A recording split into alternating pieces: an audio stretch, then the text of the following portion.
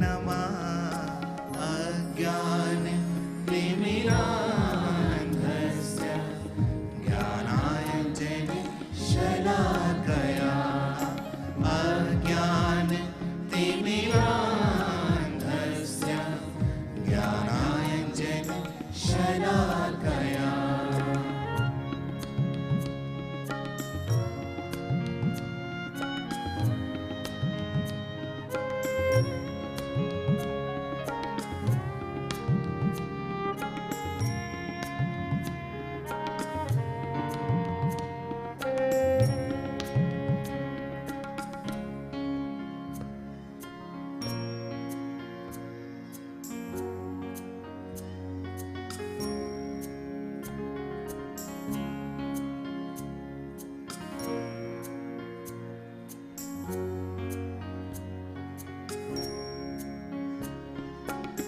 वक्रतुंड महाकाया वक्रतुंड महाकाया वक्रतुंड महाकाया वक्रतुंड महाकाया सूर्यकोटि समाप्रभा सूर्यकोटि समाप्रभा निर्विघ्नं कुरु मे देव निर्विघ्नं कुरु मे देव सर्वकार्येषु सर्वदा अज्ञानतिमिरान्धस्य ज्ञानाञ्जनशलाकया अज्ञानतिमिरान्धस्य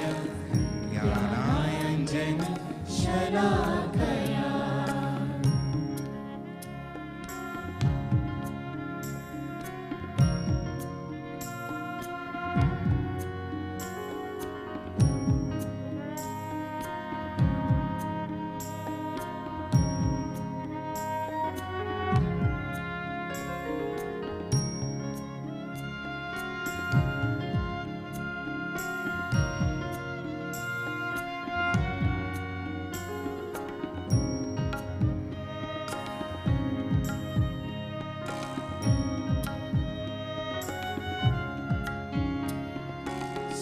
सर्वश्रुति शिरोरत्न सर्वश्रुति शिरोरत्न सर्वश्रुति शिरोरत्न सर्वश्रुति शिरोरत्न विराजित पादाम्बुज विराजित पादाम्बुज वेदान्ताम्बुज सूर्यो यः वेदान्ताम्बुज सूर्यो यः तस्मै श्री गुरुवे नमः अज्ञानतिमिरान्धस्य ज्ञानाञ्जनशलाकया अज्ञानतिमिरान्धस्य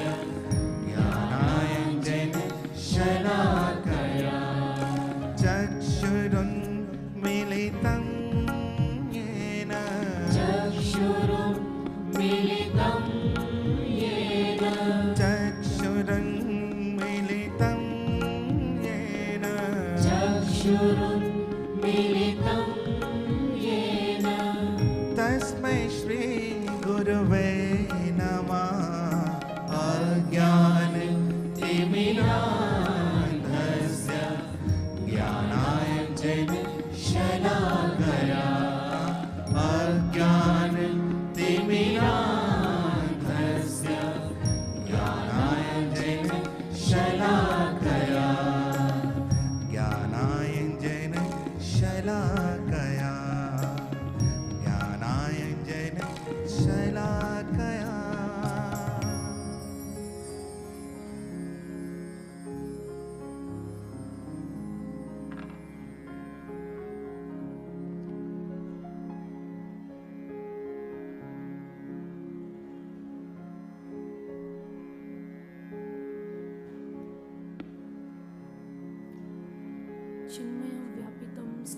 त्रैलोक्यं सचराचरम् अस्तित्वं दर्शितं येन तस्मै श्री गुरुवे नमः। तस्मै श्री गुरुवे नमः। तस्मै श्री गुरुवे नमः।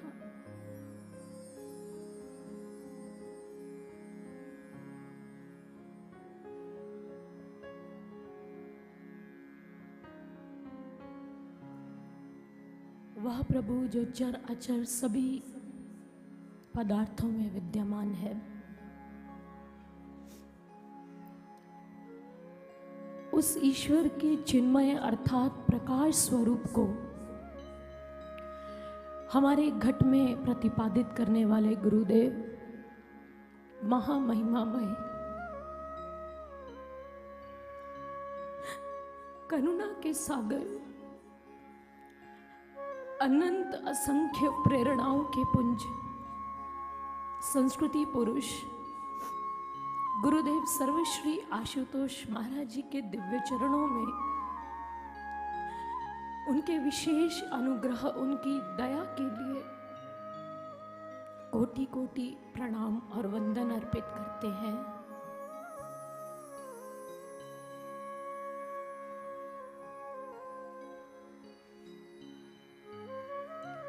श्रीमद् भागवत महापुराण, जिसके भीतर महर्षि वेदव्यास जी ने संवाद शैली का व्यवधान रख दिया, जिसमें एक क्षत्रिय ब्रह्मनिष्ठ गुरु और उनके श्री चरणों में अध्यासनिक जिज्ञासु आत्मा का संवाद है, उनकी प्रश्नोत्तरी है।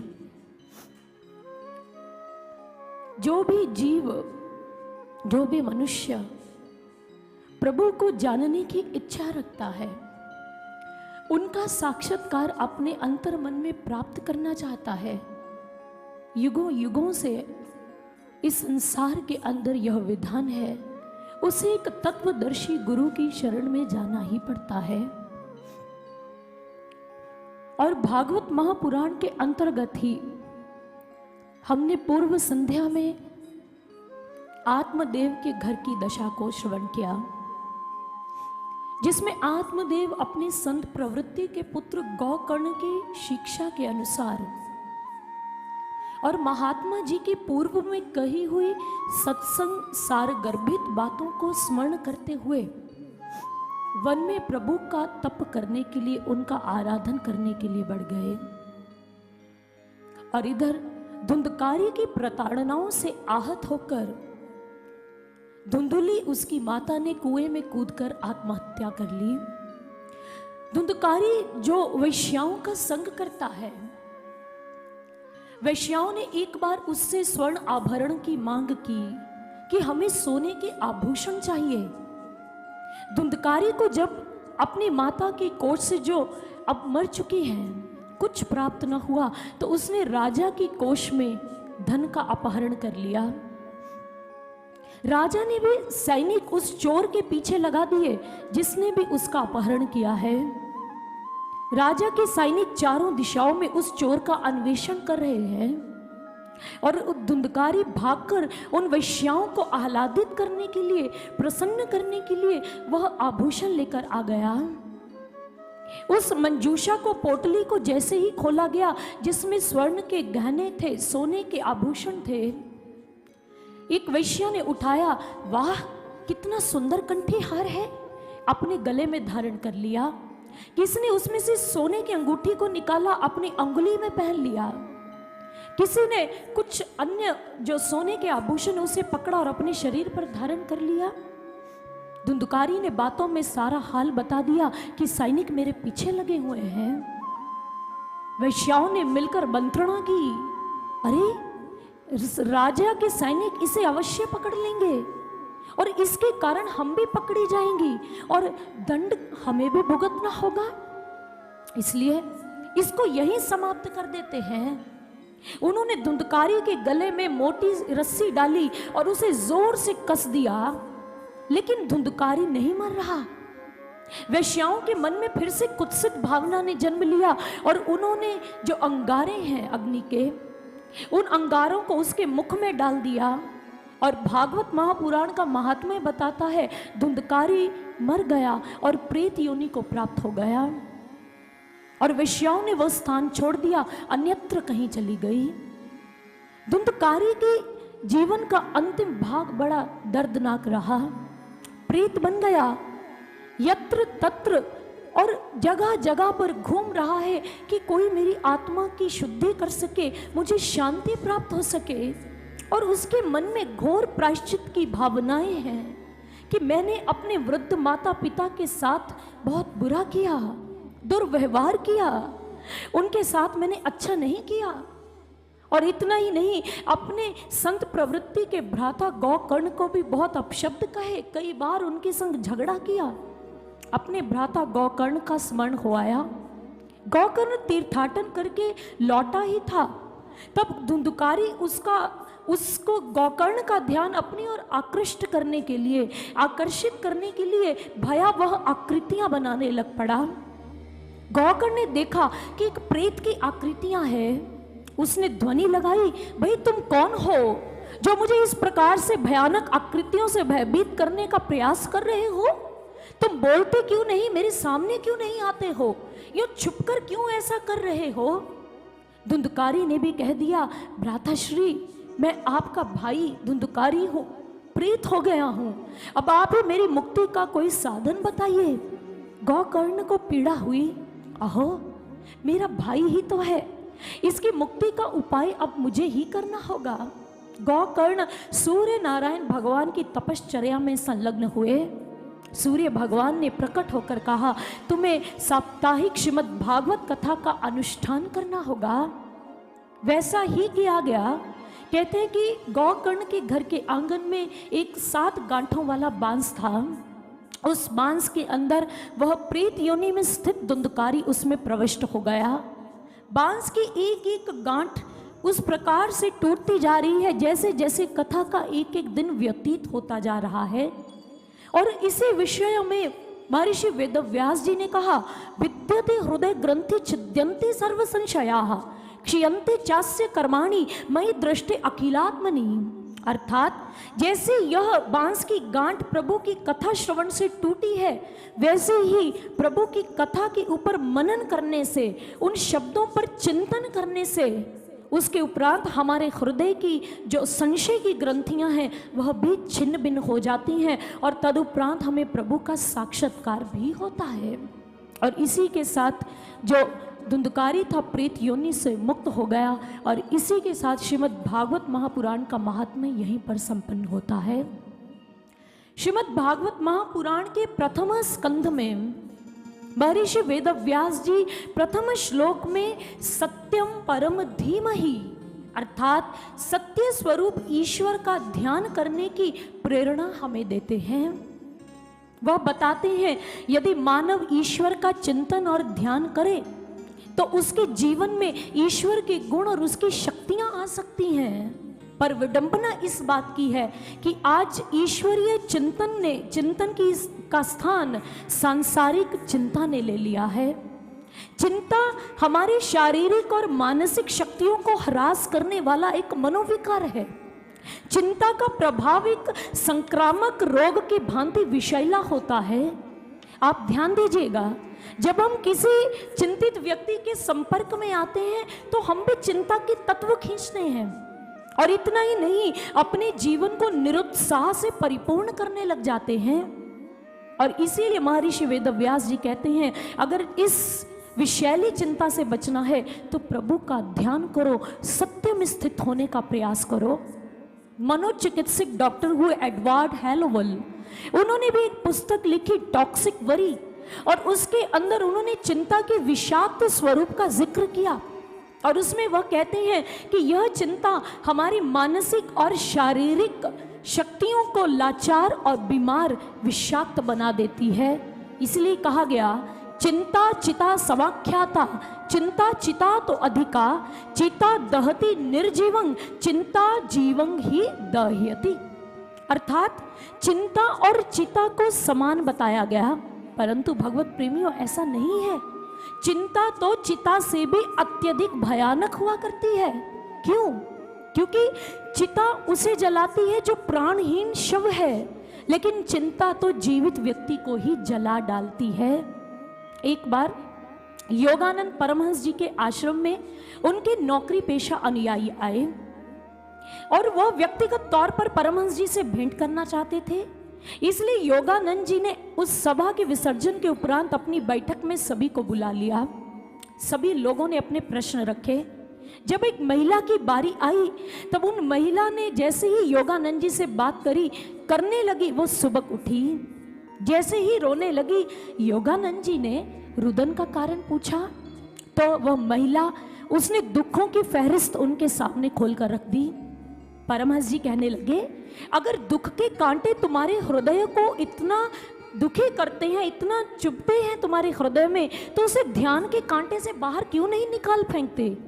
क्योंकि ये दुख जो है पूर्व जन्मों के ऐसे बुरे संस्कारों के रूप में हमें प्राप्त होते हैं, और ध्यान उन पूर्व जन्मों के संस्कारों के पौधे की जड़ को ही उखाड़ कर फेंक देता है। और फिर जब जड़ ही नहीं रहेगी उस पौधे की, उस पेड़ की, तो कड़वे फल कहाँ से उगेंगे? नहीं लगेंगे। इसलिए ईश्वर का ध्यान करना चाहिए। इसीलिए हमारी श्रुतियों में भी यह निर्देशित किया गया, सत्यम माता पिता ज्ञानम, दया भ्राता धर्मो भ्राता दया सखा, शांति पत्नी क्षमा पुत्रा, षडेते मम बांधवाः। हमारा एक छोटा सा सुंदर परिवार है हम सभी का, जिसमें 6 सदस्य रहते हैं। सत्य हमारी माँ है, ज्ञान हमारे पिता हैं, दया हमारा मित्र है, धर्म हमारा बड़ा भाई है, शांति पत्नी और क्षमा पुत्र है। इसलिए सबसे पहले सत्य स्वरूप ईश्वर का वर्ण करो, सत्य को अपने जीवन में प्राथमिकता दो। जब सत्य आएगा तो ये सारे परिवार के सदस्य अपने आप एकता में बंधकर वहां रहने लग जाएंगे। इसीलिए तो महर्षि वेदव्यास जी ने कहा, सत्यम परम धीमहि, अर्थात धीमहि का अर्थ होता है ध्यान करना। सत्य स्वरूप ईश्वर का ध्यान करो। गोस्वामी तुलसीदास जी विनय पत्रिका के अंदर यही बात समझाते हैं। उन्होंने लिखा, सोवे सुख तुलसी एक भरोसे राम के, मैं अपने प्रभु राम के भरोसे निश्चिंत होकर सोता हूँ, चिंता विमुक्त रहता हूँ। क्यों? क्योंकि मेरे नयन के अंदर मेरे प्रभु श्री राम की छवि अंकित हो चुकी है, और वो छवि इतनी प्रगाढ़ हो गई है कि प्रभु स्वयं रक्षक बनकर मेरे नयन किवाड़ों के आगे खड़े हैं। जब मेरे हृदय के रक्षक प्रभु बन गए तो मेरे मन के अंदर भय और चिंता कैसे जा सकती है? नहीं जा सकती है।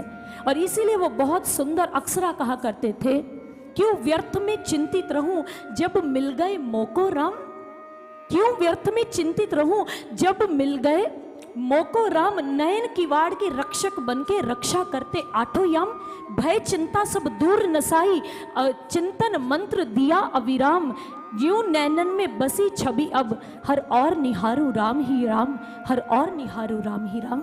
मुझे तो अब हर तरफ प्रभु श्री राम दिखते हैं, इसलिए कोई भय नहीं, कोई चिंता नहीं है। इसलिए भगवत प्रेमियों, हमारे महापुरुषों ने कहा, जब तन को स्वस्थ रखना हो या स्वच्छ बनाना हो तो स्नान करना चाहिए।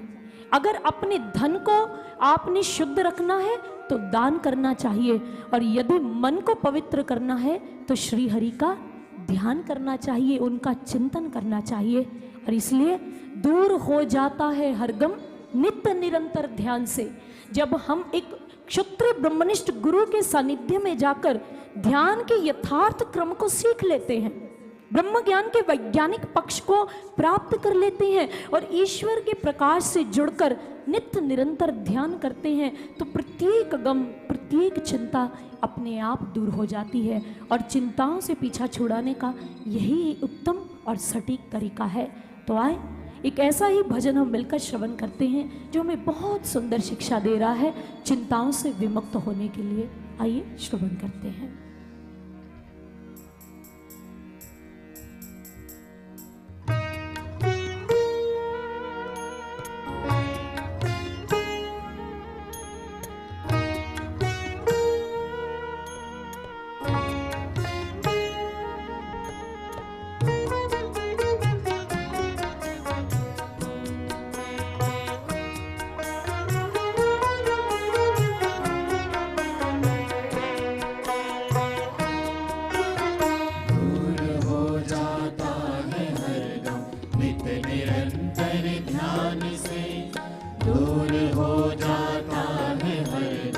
नित्य निरंतर ध्यान से जख्म हर एक भर है जाता, ज्ञान औषधि पान से दूर हो जाता है हर गम, दूर हो जाता है हर गम। नित्य निरंतर ध्यान से जख्म हर एक भर है जाता, ज्ञान औषधि पान से दूर हो जाता है हर गम।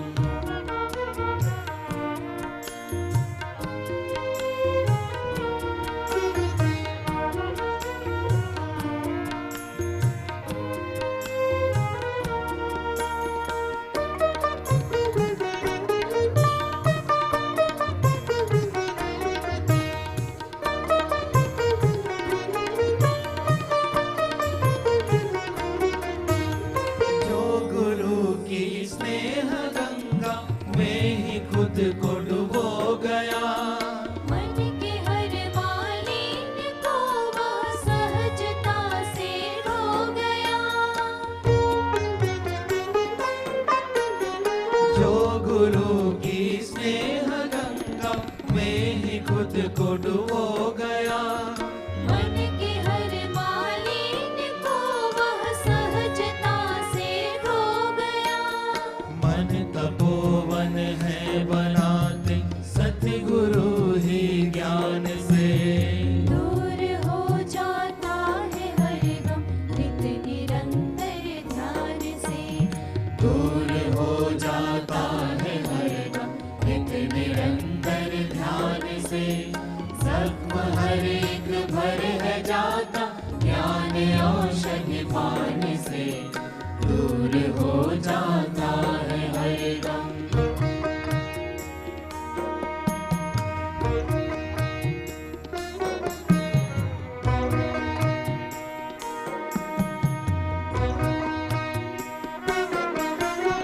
गुरु कृपा के मेह निस दिन बरसते हर ओर है। भीगता इसमें वो जिसने बांधी उनसे डोर है। गुरु कृपा के मेह निस दिन बरसते हर ओर है। भीगता इसमें वो जिसने बांधी उनसे डोर है।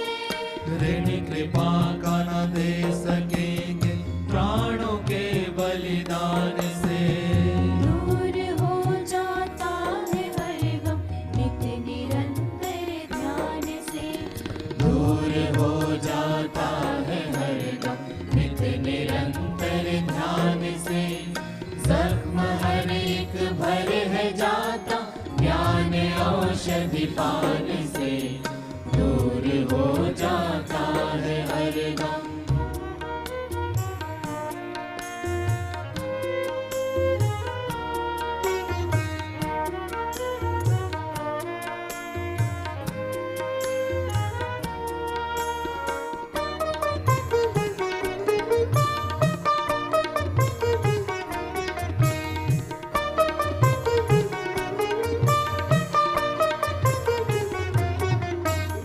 विश्व प्रांगण हो प्रकाशित साधना के ओज से हो पुनः स्वतंत्र धरती विकारों के बोझ से। विश्व प्रांगण हो प्रकाशित साधना के ओज से हो पुनः स्वतंत्र धरती विकारों के बोझ से। होगा संभव स्वप्न आशु तोष के वरदान से दूर हो जाता है हर गम, नित्य निरंतर ध्यान से दूर हो जाता है हर गम, नित्य निरंतर ध्यान से जख्म हर एक भर है जाता, ज्ञान औषधि पान से दूर हो जाता है हर गम, दूर हो जाता है हर गम, नित्य निरंतर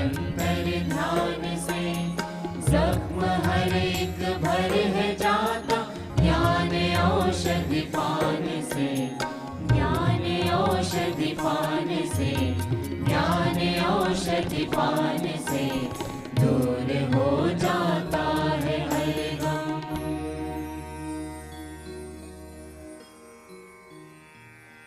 महर्षि वेदव्यास जी इस मंगलाचरण के माध्यम से हमें यही समझा रहे हैं कि दूर हो जाता है हर गम नित्य निरंतर ध्यान से। चिंता नहीं, प्रभु का चिंतन करो, परंतु उस ईश्वर का चिंतन कैसे हो, यह युक्ति तो आपको तत्वदृष्टा गुरु ही प्रदान कर सकते हैं। और उसके उपरांत भागवत महापुराण के चतुर्थ अध्याय में, प्रथम स्कंद के ही चतुर्थ अध्याय में महर्षि व्यास जी के असंतोष का विवरण मिलता है। और स्वयं महर्षि वेदव्यास जी ने इस पुराण के अंदर लिखा, एवं प्रवृत्तस्य सदा भूतानां श्रेयसी द्विजाः सर्वात्मकेना अपि यदा न तुष्यत् द्रुद्यं ततः नाति प्रसीद द्रुद्यः सरस्वत्याः तटे शुचौ वितिर्क्यन् विविक्स्तः इदं प्रवाच धर्मवित् धृत व्रतेन हि मया छन्दांसि गुरवो अग्न्यः मानीता निर्व्यलीकेन गृहीतं चानुशासनम् भारव्य देशेन द्याम्नाय अर्थश्च दर्शिताः दृश्यते यत्र धर्मादि स्त्री शूद्रादि भीरभ्युत। वो लिखते हैं कि एक बार अपने आश्रम के बाहर, जो कि सरस्वती नदी के तट पर स्थित था, व्यास जी बहुत ही चिंतातुर और व्याकुल अवस्था में बैठे हैं। उनके मन में अनवरत विचारों की श्रृंखला ने जन्म लिया है और उन विचारों की ऊहापोह के कारण उनका मन बहुत ही कुंठित हो रहा है, अवसाद में डूब रहा है। लेकिन उनके अवसाद और असंतोष के कारण को जानने से पूर्व यहाँ एक बात स्पष्ट करना बहुत अनिवार्य है। वेद व्यास उनका वास्तविक नाम नहीं है, उनका नाम है कृष्ण द्वैपायन। वह कृष्ण वर्ण के थे और उनका जन्म एक द्वीप पर हुआ, इसलिए उनका नाम हो गया कृष्ण द्वैपायन। और उन्हें वेद व्यास क्यों कहते हैं? व्यास एक उपाधि का नाम है। व्यास का अर्थ होता है विस्तार करने वाला। जिस प्रकार से एक गोल वृत्त को एक रेखा सीधा काटती है तो उसे व्यास कहते हैं, ऐसे ही जो वेद वृत्त में सीधा निकल जाए उसे वेद व्यास कहते हैं। जो वेदों उपनिषदों के ज्ञान को सरलतम ढंग से, उसके सार को जनमानस के हृदयों में प्रत्यारोपित कर सके, उसे वेद व्यास कहकर संबोधित किया जाता है। जैसे हम कहते हैं कथा व्यास, अर्थात प्रभु की महिमा को, चर्चा को साधारण ढंग से, सहजता से विभिन्न ग्रंथों, आर्ष शास्त्रों का सार लेकर उस चीज को प्रस्तुत करना। और इधर व्यास जी जैसे ही चिंतातुर बैठे हैं तो कहते हैं इन अवसाद के क्षणों में देवर्षि नारद जी का आगमन उनके आश्रम में हुआ। नारायण की भक्ति का गुणगान करते हुए नारद जी जैसे ही वहां पहुंचे, उन्होंने देखा व्यास के मुखमंडल पर चिंता की रेखाएं क्यों हैं। उनके और समीप आए, कहने लगे, नारायण नारायण, हे विद्या बारिद व्यास, आप इतने चिंतातुर और व्याकुल क्यों जान पड़ रहे हैं? अपना भाल देखिए, कैसे चिंता की रेखाओं से पटा हुआ है। क्या कारण है? व्यथित क्यों लग रहे हैं आप? सर्वप्रथम नारद जी को देखकर महर्षि व्यास जी अपने स्थान से खड़े हो गए। सर्वप्रथम उनके चरणों में झुककर नमन अर्पित किया, उनको यथोचित स्थान प्रदान कर उनके चरणों का प्रक्षालन कर उनका सुस्वागत भी किया। फिर उनके चरणों में ही बैठ गए। कहने लगे, हे देवर्षि नारद, मैंने महाभारत की रचना के द्वारा वेदों को संहिताबद्ध करने के माध्यम से और 17 पुराणों की रचना के माध्यम से इस संसार के लोगों को ज्ञान का दीप दिखाने का प्रयास किया, उनके अंतर मन को आलोकित करने की कोशिश की। परंतु मेरा स्वयं का मन तो अभी तक तमस में गोते खा रहा है। अभी तक मेरे मन के ऊपर तमस के बादल आच्छादित हैं, मैं स्वयं दीपित नहीं हो पाया। कारण क्या है? कारण नहीं समझ आ रहा। हे देवर्षि नारद जी, इतना ही नहीं, मैंने सभी लोगों को इन रचनाओं के माध्यम से उनके जीवन की रिक्तता को भरने का उपाय बताया, लेकिन मेरा मन, स्वयं का मन अभी तक रीते का रीता है, खाली का खाली है। मुझे संतुष्टि की उपलब्धि नहीं हो पा रही है। कारण क्या है? इन्हीं विचारों की ऊहापोह में निमग्न होकर मैं यहाँ पर बैठा हूँ। कृपया आप ही मेरा मार्ग प्रशस्त कीजिए।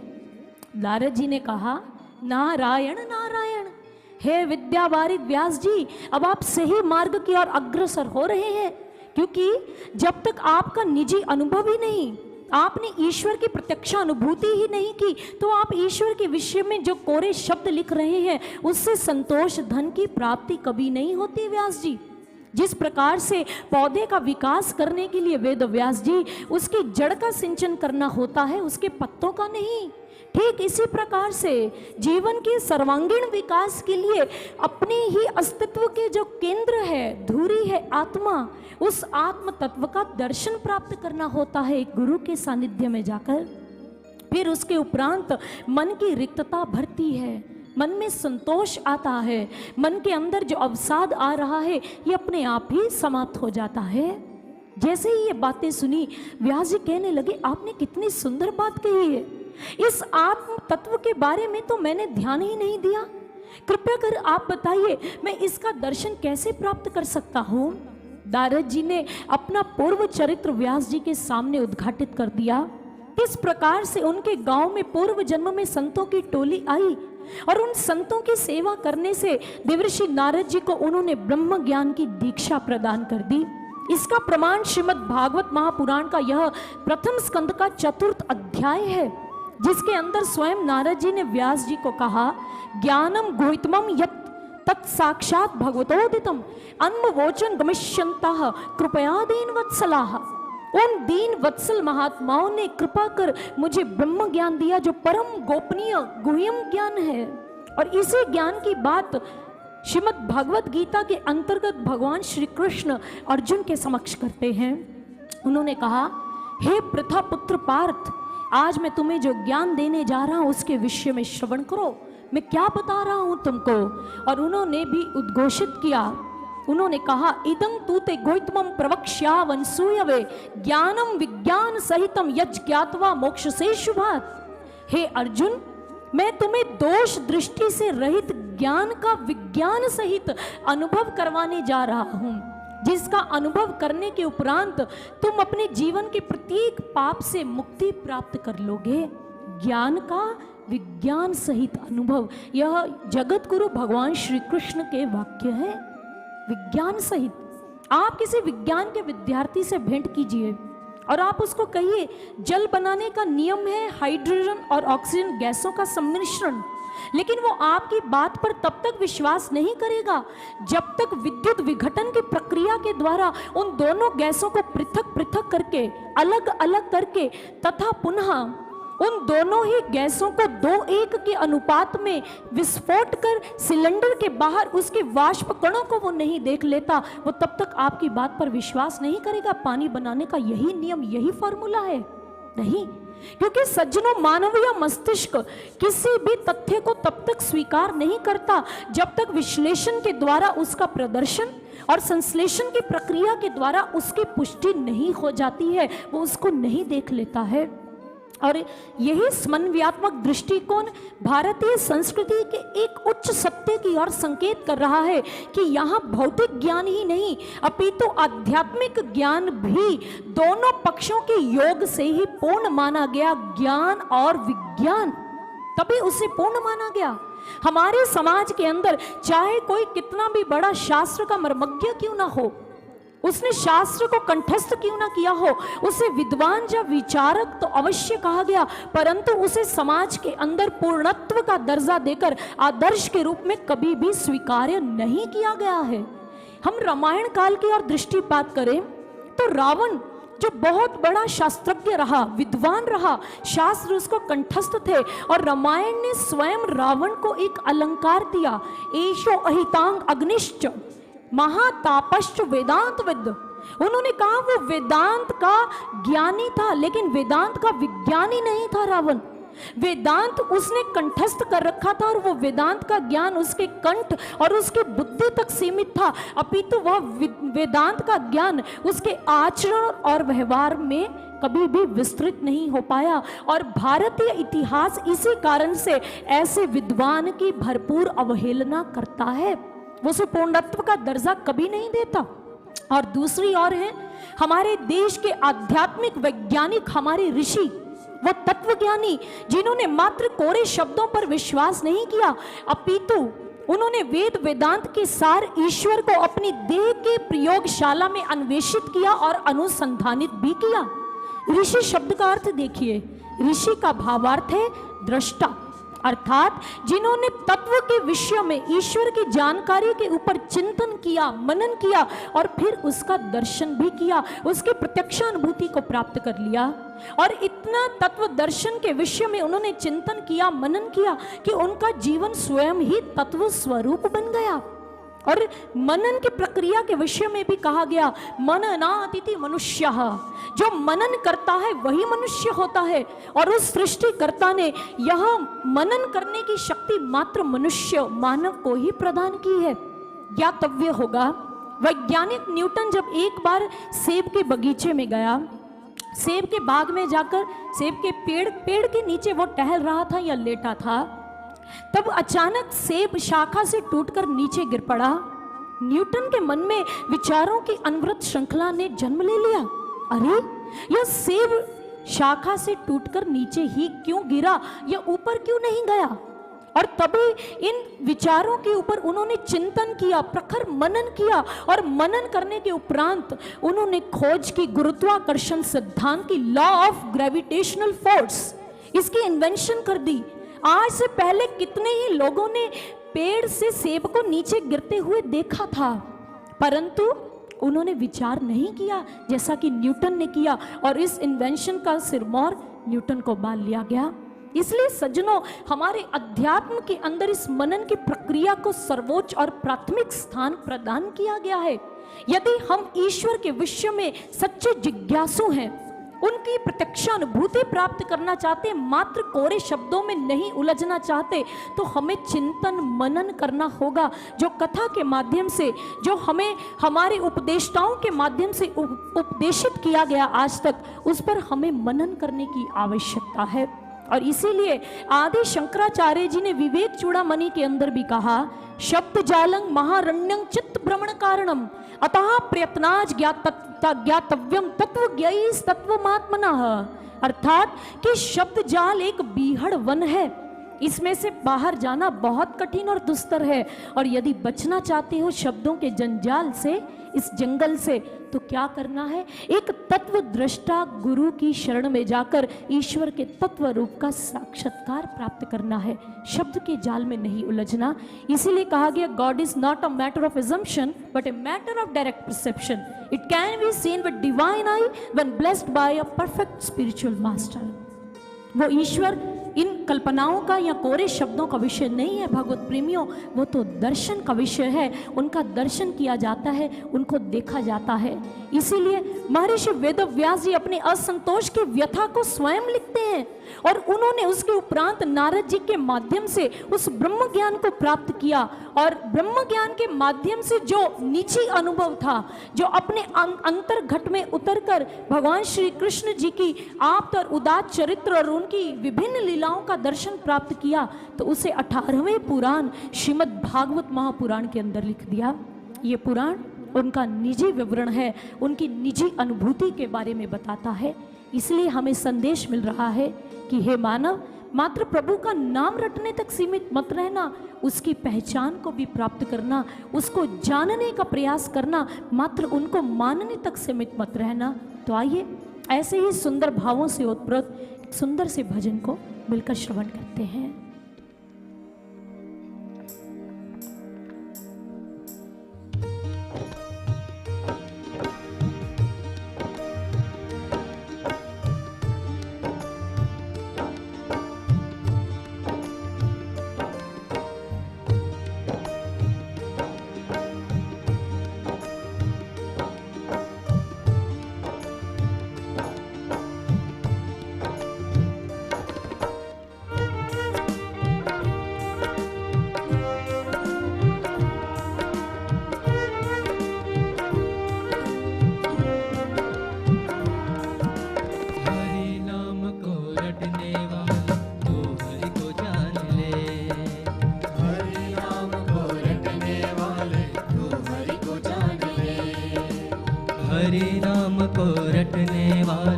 तू हरि को जान ले।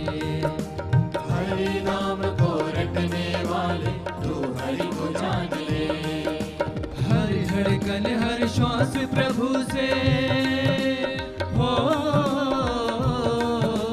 हर धड़कन हर श्वास प्रभु से तू उसको पहचान ले। हरि नाम को रटने वाले तू हरि को जान ले। हरि नाम को रटने वाले तू हरि को जान ले।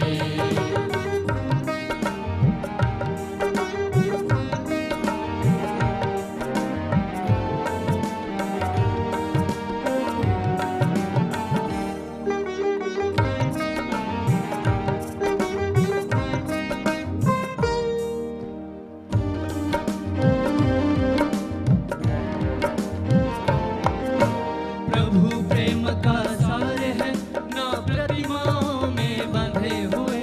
प्रभु प्रेम का सार है ना प्रतिमाओं में बंधे हुए। प्रभु प्रेम का सार है ना प्रतिमाओं में बंधे हुए।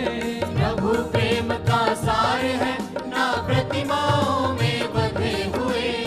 वो क्या जाने उसको जो है शब्द ज्ञान से लदे हुए। वो क्या जाने उसको जो है शब्द ज्ञान से लदे हुए। वेद शास्त्र जो कंठ किए हैं हो,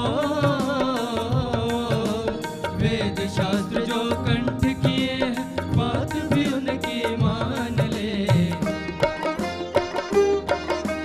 हरि नाम को रटने वाले तू हरि को जान ले।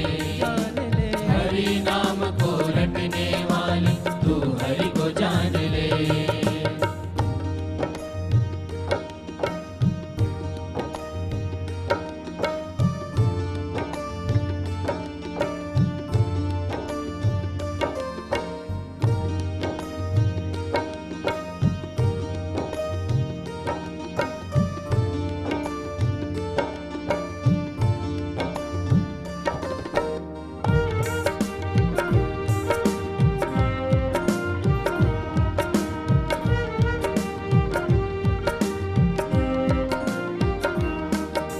ध्यान हटाकर बाहर जगत का जब अंतर में जाएगा।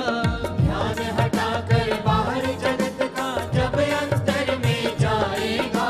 ध्यान हटाकर बाहर जगत का जब अंतर में जाएगा। ध्यान हटाकर बाहर जगत का जब अंतर में जाएगा। जिसकी सुनता बातें उसको घट में अपने पाएगा। जिसकी सुनता बातें उसको घट में अपने पाएगा। छोड़ के अपनी मनमानी को हो, छोड़ के अपनी मनमानी को सतगुरु से तू ज्ञान ले। हरि नाम को रटने वाले तू हरि को जान ले। हरि नाम को रटने वाले तू हरि को जान ले। हर धड़कन हर श्वास प्रभु से हो, हर धड़कन हर श्वास प्रभु से तू उसको पहचान ले। हरि नाम को रटने वाले तू हरि को जान ले। हरि नाम को रटने वाले तू हरि को जान ले। हरि नाम को रटने वाले तू हरि को जान ले। तू हरि को जान ले। तू हरि को जान ले। इसलिए हरि नाम को रटने वाले तू हरि को जान ले, उसको पहचान ले। वह हरि प्रत्यक्षानुभूति का विषय है, वो दर्शन का विषय है, वो मात्र कोरे शब्दों में उलझने का विषय नहीं है। और इसके उपरांत श्रीमद् भागवत महापुराण के प्रथम स्कंद में ही महाभारत के युद्ध के विषय में बताया गया। कहते हैं कि महाभारत का युद्ध उस समय अंतिम कगार पर था। दुर्योधन ने अपनी जिस जंघा को अधखुली कर द्रौपदी को उस पर बैठने का आमंत्रण दिया था, वृकोदर भीम ने उसी जंघा को अपनी गदा के प्रहारों से तोड़ दिया, क्षत विक्षत कर दिया। उसने रण मर्यादा का अतिक्रमण तो किया, परंतु उन्होंने वैर के गतिमान चक्र पर पूर्ण विराम भी लगा दिया। और इधर दुर्योधन कुरुक्षेत्र की भूमि में अपने टूटी हुई जंघाओं को लेकर पड़ा हुआ है, घायल अवस्था में कराह रहा है, बहुत ही व्यग्र है। और इधर कुरुक्षेत्र की भूमि का ही यह दृश्य भी है कि वहां 18 अक्षोहिणी सेना, जिन सेना के शव यत्र तत्र पटे हुए हैं, बिखरे पड़े हैं, उस भूमि के अंदर, उस मैदान के अंदर एक रथ चलना तो दूर, मनुष्य के 2 चरण चलने भी बड़े कठिन हैं, क्योंकि कहीं पर उस अंग प्रत्यंग है सैनिकों के, कहीं अस्त्र शस्त्र गिरे पड़े हैं, कहीं पर सैनिकों के शव बिखरे हुए हैं। बड़ा ही दर्दनाक दृश्य है। और उसी कुरुक्षेत्र के मध्य में अकेला दुर्योधन करा रहा है। इधर अश्वत्थामा को जैसे ही पता चला कि दुर्योधन अभी जीवित है, अंतिम श्वासें ले रहा है, दुर्योधन जो था वो अश्वत्थामा के लिए उसका मित्र भी और आत्मीय भी था, इसलिए अश्वत्थामा रात्रि के सन्नाटे में दुर्योधन से भेंट करने के लिए निकल पड़ा। दुर्योधन से भेंट करने के लिए जैसे ही गया, उन शवों के मध्य में, मृतकों के मध्य में वो दुर्योधन का अन्वेषण करता है, उसे ढूंढता है। अचानक ही किसी घायल के कराने की ध्वनियां उसके कर्ण गोचर हुई। अश्वत्थामा उसके समीप पहुंचा, उसके सिर को अपनी गोद में रख लिया, कहने लगा, मित्र देखो भीम ने कैसी दुर्दशा की है तुम्हारी। मित्र, मुझे बहुत दुख है कि मैं तुम्हारी कोई सहायता नहीं कर पाया हूं। दुर्योधन ने कहा, हे अश्वत्थामा, अब ये बातें करने का समय नहीं है। मैंने अपनी श्वासों को इसलिए थाम कर रखा है क्या, ताकि मैं उन भीरू और कायर पांडवों के कटे हुए सिर एक बार जाने से पहले देख सकूं। और अश्वत्थामा, तुम मेरे परम मित्र हो, मेरे गुरु के पुत्र हो, बोलो क्या तुम उन भीरू और कायर पांडवों के शीश काटकर मेरे सामने ला सकते हो? क्या उनकी मृतक देह का दर्शन मुझे करवा सकते हो? बोलो अश्वत्थामा, बोलो। अश्वत्थामा ने गहन विचार किया, कहने लगा, क्यों नहीं मित्र, यह अश्वत्थामा अपने मित्र के ऋणों से मुक्त नहीं हुआ है। मैं अवश्य उन पांडवों के सिर काटकर तुम्हारे चरणों में लाकर रख दूंगा। तुम तब तक मेरी प्रतीक्षा करना मित्र, मेरी प्रतीक्षा करते रहना। अश्वत्थामा ऐसा वचन देकर और दुर्योधन को ऐसी सांत्वना देकर रथ पर सवार होकर निकल पड़ा पांडवों के शिविर की ओर। और इधर पांडवों के शिविर के अंदर तो विजय उत्सव मनाया जा रहा है। भगवान श्री कृष्ण मध्य में बैठे हैं और उनके आसपास भीम, अर्जुन, युधिष्ठिर, नकुल और सहदेव विराजमान हैं। पांडव उनके इर्द गिर्द हैं। और इधर जैसे ही किसी भयंकर वेदना के आने की सूचना भगवान श्री कृष्ण को आभासित हुई, उन्होंने तभी कहा, अर्जुन, भीम, हे धर्मराज, यथाशीघ्र इस शिविर को छोड़कर अन्यत्र कहीं चलते हैं। चलो कहीं बाहर घूमने के लिए निकल पड़ते हैं। भीम ने कहा, केशव, इतने दिनों के उपरांत इतना आनंद मंगल में बैठे हैं, तुम्हारे संग गोष्ठी कर रहे हैं, वार्ता हो रही है, तो केशव ये तुम क्या मध्य में खड़े होकर बातें कर रहे हो? हम क्यों शिविर को छोड़कर जाएंगे? अब हमें किसी का भय नहीं है कृष्ण, इसलिए तुम भी चिंता मुक्त हो जाओ। अर्जुन ने आगे बढ़कर अपने मंझले भैया के कंधे पर हाथ रख दिया। उन्होंने कहा, मंझले भैया, जो श्री कृष्ण कहते हैं उनकी बात का प्रतिकार मत करो, उनकी बात को मत काटो। ये जो कहते हैं वो परम सत्य होता है और सत्य से भी बढ़कर होता है। यह मैंने स्वयं अपनी आंखों से कुरुभूमि में देखा है। इसलिए मंझले भैया, केशव ने कहा है यह शिविर छोड़कर जाना है तो जाना है। केशव कहेंगे रात्रि है तो रात्रि है। यदि केशव यह चाहते हैं यह प्रातः है तो प्रातः है। जो केशव की इच्छा होगी हमारी भी वही इच्छा होगी, हमारी भी वही स्वेच्छा होगी। भगवान श्री कृष्ण अर्जुन पर मुग्ध हो गए, कहने लगे, वाह पार्थ, तुमने एक बार फिर से मेरे मन को जीत लिया है। अरे मेरी इच्छा में चलने वाला मुझे अत्यंत प्रिय लगता है। इसलिए भीम, चलो अब शिविर से बाहर निकल पड़ते हैं। सभी भाई भगवान श्री कृष्ण जी के पीछे पीछे शिविर के ही थोड़ी दूरी पर परिभ्रमण करने लग पड़े। और इधर उन परिभ्रमण करने से पूर्व ही मार्ग में उनको द्रौपदी के 5 पुत्र मिल गए, प्रतिविंध्य, सुतसोम, शतानीक, श्रुतकर्मा, श्रुतसेन। जैसे ही 5 के 5 पुत्र उनके समीप से आ रहे थे, उन्होंने अपने पिता को और भगवान श्री कृष्ण को दोनों हाथ जोड़कर नमन किया। काका श्री, हमारा प्रणाम स्वीकार कीजिए। श्री कृष्ण ने कहा, अरे आप हस्तिनापुर के भावी युवराज हैं, चलो तुम भी आज हमारे संग थकान मिटाने के लिए परिभ्रमण पर चलते हैं, आओ हमारे संग चलो। उन पांचों ने कहा, नहीं काका श्री, हमें क्षमा कीजिएगा, हमें तो यूं लगता है कि 18 दिन की थकान निद्रा बनकर हमारे नेत्रों में घनीभूत हो आई है, इसलिए हे केशव इस समय क्षमा कीजिएगा। केशव ने भी कोई उनकी बात को मध्य में नहीं काटना चाहा। भगवान श्री कृष्ण तो देख रहे थे आगे क्या अनहोनी होने वाली है, लेकिन एक संकेत तो अवश्य दिया था, लेकिन वो पांचों पुत्र समझ नहीं पाए। और इधर पांचों के पांचों शिविर में आ गए और चादर तान कर निद्रा में लीन हो गए।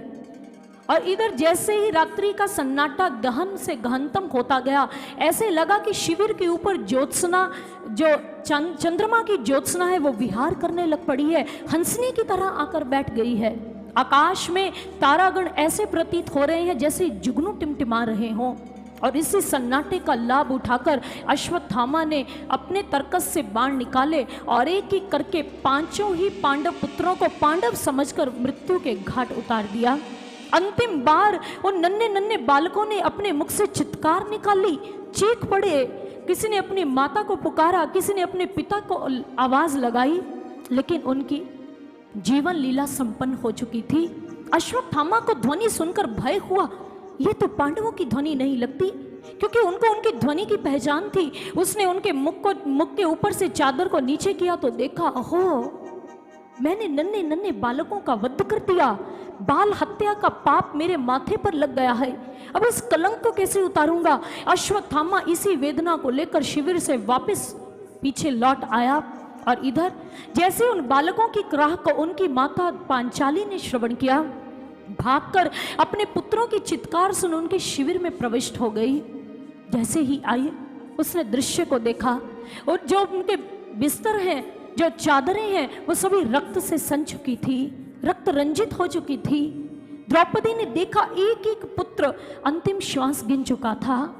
वह तो चित्कार कर उठी और बहुत ही ऊंची ध्वनि में उसने आवाज लगाई, हे आर्य, हे द्वारिकानाथ केशव तुम कहाँ हो, हे भीम आप कहाँ हो आर्य, आकर देखिए हमारे शिविर के अंदर क्या हो गया है। हे आर्य मेरे आर्तनाद को श्रवण कर शीघ्र ही आ जाइए। जैसे ही द्रौपदी की आवाज को सुना, अर्जुन ने कहा, केशव रुको, मुझे द्रौपदी की चीखें सुनाई पड़ रही हैं। और इधर द्रौपदी बोलती जा रही है, हे भीम, हे धर्मराज आकर देखिए, कोई मेरे पुत्रों की हत्या करके चला गया है। हे आर्य आप आते क्यों नहीं हैं? अर्जुन ने कहा, सुना तुमने कृष्ण, मुझे पांचाली की ध्वनि कर्ण गोचर हो रही है। केशव ने कहा, हाँ मुझे भी ऐसा लगता है। और सभी उल्टे पांव द्रुत गति से शिविर में आ गए। शिविर में आकर जो दृश्य देखा तो सभी समझ गए क्या हुआ है। और इधर भगवान श्री कृष्ण जी ने आकर सर्वप्रथम द्रौपदी के सिर पर अपनी कृपा का हाथ रख दिया। द्रौपदी केशव के चरणों से लिपट कर फूट फूट कर रो पड़ी, हे केशव ये कैसा विजय उत्सव है जो विरह उत्सव में परिवर्तित हो गया। देखो तुम्हारी कृष्णा, तुम्हारी सखी पांचाली अपने पुत्रों से विहीन हो गई है। मैं किस पर अपना ममत्व उड़ेलूंगी? अपनी मातृत्व की छाया के तले उस आंचल में किसको धारण करूंगी? बोलो कृष्ण, बोलते क्यों नहीं हो? क्या इसीलिए हमें ये विजय प्राप्त हुई थी? क्या इसीलिए उस दुर्योधन की जंघाओं पर घात किया गया था? क्या इसीलिए हमने इतने महारथियों को युद्ध में वीर गति प्राप्त करवाई है? बोलो केशव, बोलो। भगवान श्री कृष्ण मौन है। अर्जुन को बहुत क्रोध आया। अर्जुन ने कहा, हे पांचाली, मैं तुम्हारे अश्रुओं को तब तक नहीं पहुंचूंगा जब तक उस आतताई आक्रांता का सिर गांडीव धनुष के बाणों से काट कर तुम्हारे चरणों में नहीं रख दूंगा। ये मैं शपथ लेता हूं। जैसे ही अर्जुन ने शपथ ली, शिविर से क्रोध के मारे बाहर निकल आया और रथ पर आरूढ़ हो गया। उसने अश्वों की वल्गाओं को झटका दिया और द्रुत गति से जैसे ही रथ लेकर जाने लगा, भगवान श्री कृष्ण आगे आकर खड़े हो गए।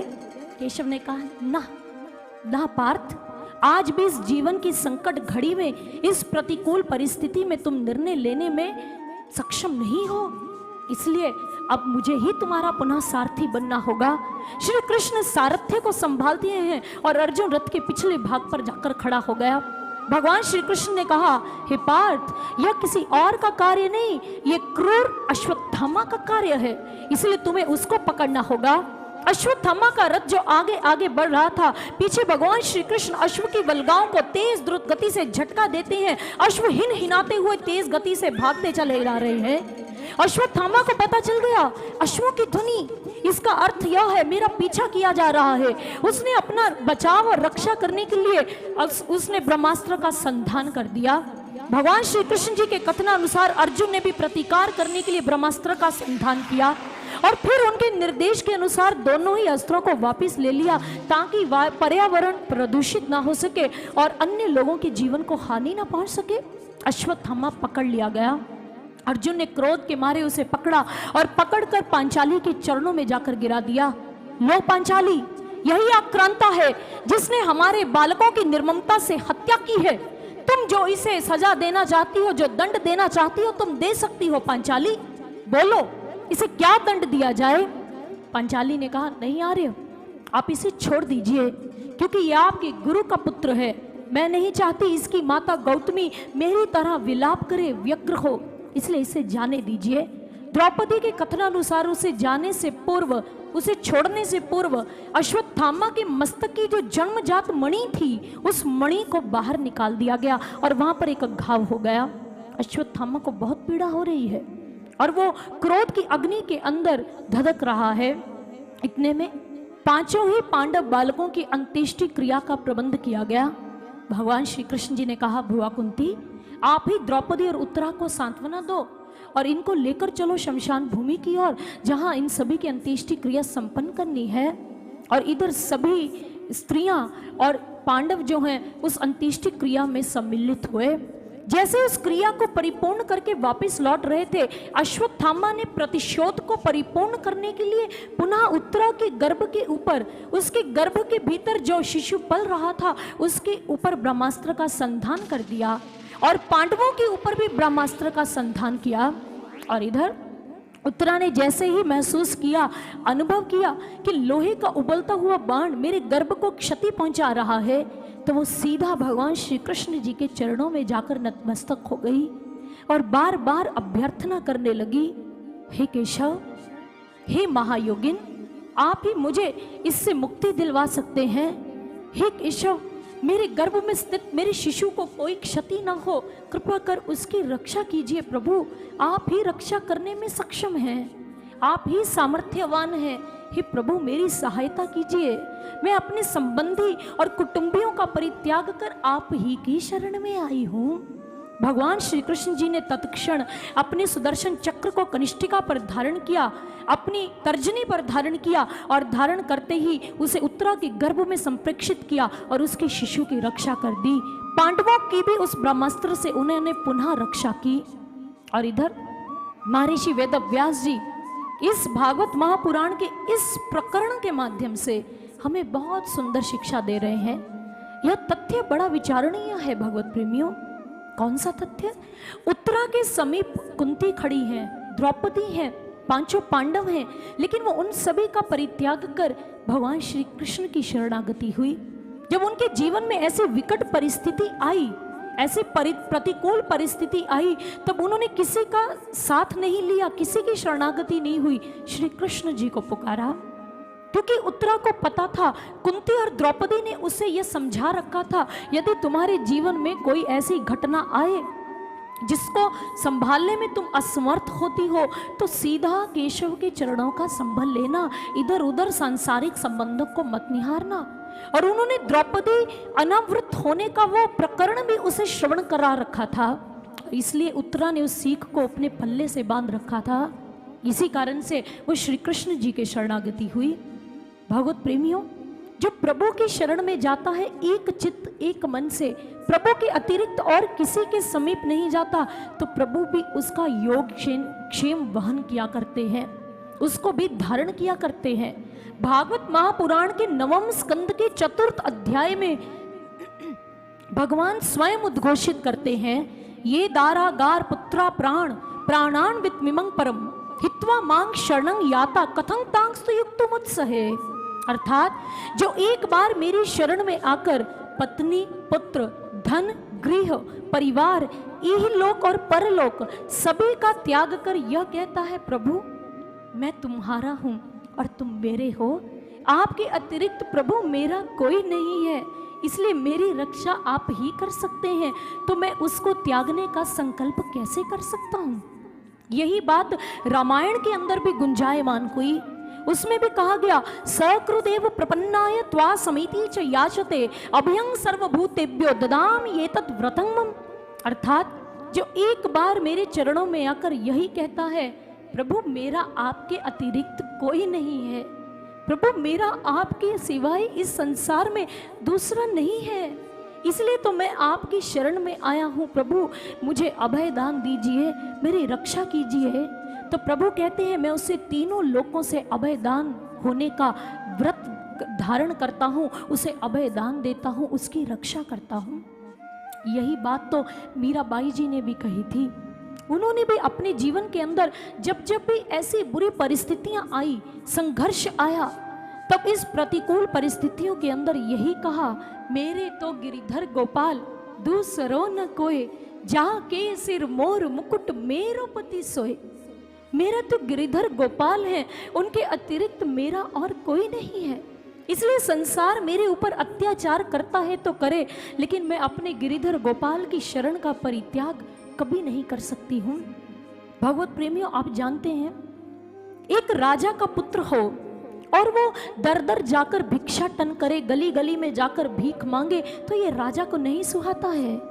ठीक इसी प्रकार से हम उस परम राजा, उस परम ईश्वर की संतानें हैं। इसलिए तो हमारे उपनिषदों में कहा गया, शृण्वन्तु अमृतस्य पुत्राः, हम अमृत की संतानें हैं।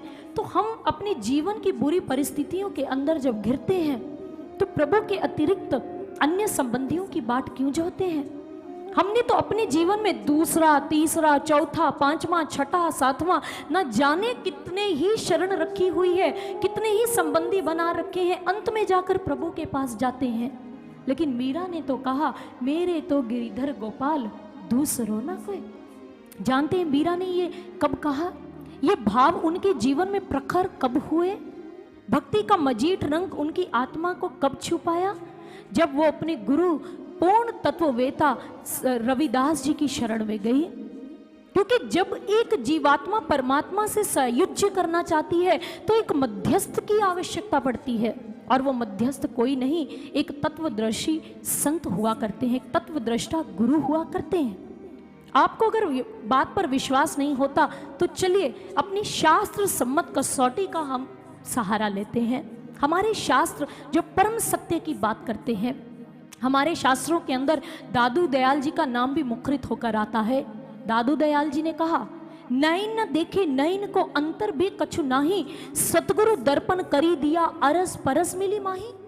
वह बताते हैं एक उदाहरण के माध्यम से, हमारे ये दो आंखें जो ईश्वर ने बनाई है, चर्म चक्षु, एक दूसरे के कितनी समीप हैं, लेकिन यदि एक दोनों आंखों ने एक दूसरे को देखना हो तो कभी भी नहीं देख सकती। उसका लेकिन एक उपाय है, जब दर्पण के सामने जाकर हम खड़े होते हैं तो दोनों ही आंखें उस दर्पण के अंदर अपने को देख लेती हैं, एक दूसरे को देखती हैं। ठीक ऐसे ही वो ईश्वर जो चेतन सत्ता प्रकाश रूप में हम सभी के आंतरिक जगत में विद्यमान और व्याप्त है, उसे भी गुरु ब्रह्म ज्ञान के दर्पण के माध्यम से हमें दिखाते हैं। वो हमारे सामर्थ्य से बाहर है, उसे गुरु के ब्रह्म ज्ञान रूपी दर्पण के माध्यम से ही देखा जा सकता है। अन्य स्थान पर भी कहा गया, नित्यं ब्रह्मा निराकारं निर्गुणं बोधयेत् परम भासयन् ब्रह्म पाव भावं च दीपो दीपांतरं यथा। अर्थात एक दीप को जलाने के लिए, एक दीपक को जलाने के लिए आप उसमें तेल और बाती डाल दीजिए, ये शर्त तो पूरी हो गई दीप को जलाने के लिए, परंतु उसकी लौ को प्रज्वलित करने के लिए एक दूसरे दीपक की जलती हुई लौ की आवश्यकता है। ठीक ऐसे ही एक पूर्ण गुरु, एक पूर्ण संत, यहाँ सज्जनों पूर्ण संत की बात की जा रही है, जिसने मात्र भगवा वेश कंठी माला धारण की है। यहाँ उस संत की बात नहीं की जा रही। जो पहरावे को धारण करके संत बना है, नहीं। यहाँ उन पूर्ण संत की बात की जा रही है जिन्होंने स्वयं ईश्वर को देखा है और हमें दिखाने का भी दम रखते हैं, वो ऐसा साहस रखते हैं। इसलिए गुरु ऐसे प्रज्वलित लौ है जो हमारे ही भीतर स्थित नित्य निराकार निर्गुण उस पर ब्रह्म का साक्षात्कार करवाती है, उस चेतन सत्ता को प्रज्वलित कर प्रकट कर देती है। और इसीलिए तो श्रुतियों में कहा गया भोगों और विषयों को त्यागना हमारे वश की बात नहीं है, ये तो सदगुरु की करुणा के द्वारा ही संभव हो सकता है। और इसीलिए श्रुतियों ने मुखरित होते हुए कहा दुर्लभो विषय त्यागो दुर्लभं तत्व दर्शनम, दुर्लभो सहजा अवस्था सदगुरोहो करुणांग विना। सदगुरु की कृपा के बिना ना तो विषयों का परित्याग कर सकते हैं, ना भोगों से पिंड छुड़ा सकते हैं, और ना ही सहज अवस्था को जीवन में प्राप्त कर सकते हैं जो सुख और दुख से ऊपर उठना सिखाती है, जो समभाव जीवन में लाती है, और ना ही ईश्वर के तत्व प्रकाश का दर्शन हम स्वयं कर सकते हैं। ये गुरु की कृपा के द्वारा ही संभव होता है। और जब मीराबाई जी को ऐसे मध्यस्थ गुरु रैदास जी की शरण मिल गई, यूं तो भगवान श्री कृष्ण अक्सर उनके सामने प्रकट भी होते रहे, परंतु भगवान श्री कृष्ण जी ने एक बार स्वप्न में आकर उनसे कहा था कि मीरा, तुम्हें एक तत्व दृष्टा गुरु के पास जाना होगा, तभी तुम मेरे सनातन स्वरूप तत्व ज्योति रूप को अपने घट में देख सकती हो। और मीरा ने भगवान श्री कृष्ण जी की बात को स्वीकार किया और अपने जीवन में उनकी भक्ति के मजीठ रंग को प्राप्त कर लिया। और जब भी जीवन में ऐसी परिस्थितियां आई, यही गुनगुनाया, मेरे तो गिरिधर गोपाल दूसरों ना कोई। इसलिए जो प्रभु की शरण में जाकर यही कहता है, प्रभु आपके अतिरिक्त मेरा कोई नहीं है, आपके अतिरिक्त मेरे मन के भावों को समझने वाला कोई नहीं है प्रभु। और जो यही कहता है कबीर जी की तरह, साहिब तुम ना बिसारी हो, जो लाख लोग मिल जाएं, हमसे तुमको बहुत है पर तुमसा हमको नहीं। हे प्रभु, चाहे आपको असंख्य अनन्य भक्त मिल जाएं, जो भावों में भक्ति में हमसे बढ़कर भी हो सकते हैं, लेकिन प्रभु इस दीनहीन अधम को मत बिसारिएगा, क्योंकि आपके अतिरिक्त मेरा कोई नहीं। और इसी प्रकार से मीराबाई अपने संपूर्ण जीवन में यही गुनगुनाती रही हर परिस्थिति में, मेरे तो गिरिधर गोपाल है, दूसरा कोई नहीं। और इधर भगवान श्री कृष्ण शरणागति की रक्षा किस प्रकार से की जाती है, इस बात को सिद्धांत को प्रमाणित कर हस्तिनापुर के महल की ओर चले गए। पांडव, द्रौपदी, उत्तरा और कुंती प्रभु के सानिध्य में दिन व्यतीत कर रहे हैं। कितने सौभाग्यशाली जीव हैं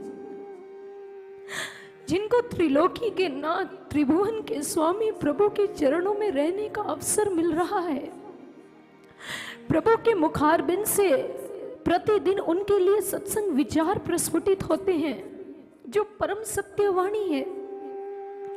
प्रभु उनके हाथों से भोजन ग्रहण कर रहे हैं। कुंती और द्रौपदी के मन में जैसे जैसे पकवानों को भोग लगाने की इच्छा होती है, साक्षात प्रभु के आगे उनका परोसती हैं, और प्रभु भी बड़ी प्रसन्नता से उस भोजन को आरोगते हैं, ग्रहण करते हैं। अगर अर्जुन की इच्छा होती है कि मैं अपने प्रभु के श्री चरणों की सेवा करना चाहता हूं, तो अर्जुन आगे बढ़कर विश्राम कर रहे कन्हैया के चरणों को अपनी गोद में रखते हैं और बड़े आराम से, बड़े भावों से उस सांवरे कन्हैया के श्री चरणों को दबाते हैं, उनकी सेवा कर रहे हैं।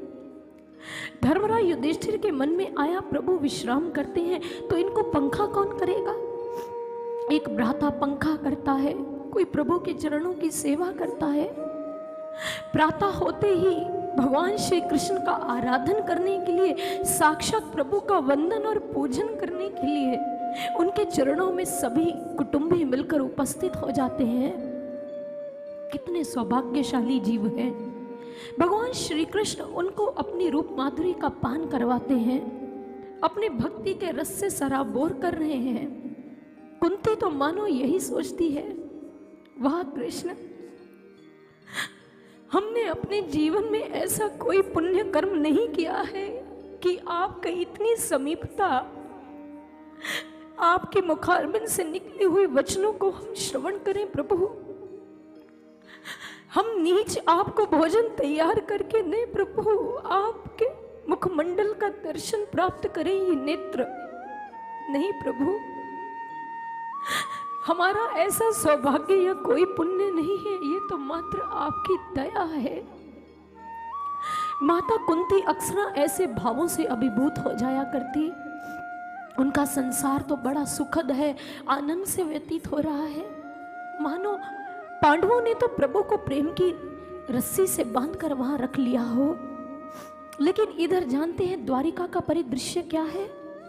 द्वारिका के अंदर माता देवकी, पिता वसुदेव जी, उनके अतिरिक्त द्वारिका के समस्त प्रजाजन प्रभु श्री कृष्ण को स्मरण कर रहे हैं, याद कर रहे हैं। सभी आपस में बातें करते हैं, प्रभु को यहां से गए हुए कितने मास व्यतीत हो गए। अरे लगता है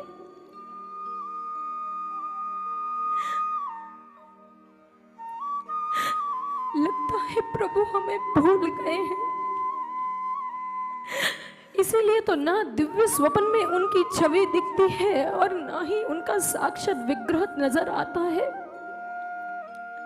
न जाने कृष्ण को कैसे भक्तों ने प्रीत की डोरी में बांध कर रख लिया है। अरे हम तो नदी की वो धाराएं हैं जो कृष्ण रूपी भक्ति के सागर में ही समाहित रहना चाहती हैं। हम नहीं चाहती कोई हमें उस सागर से विलग करे, लेकिन न जाने आज जीवन में कैसा पाप हुआ है। क्या हमसे ऐसी हानि हो गई है, गलत कर्म हुआ है कि प्रभु का दर्शन नहीं मिल पा रहा, उनके श्री चरणों का स्पर्श प्राप्त नहीं हो रहा है। द्वारिका के लोग मां देवकी और वसुदेव जी के पास चले गए।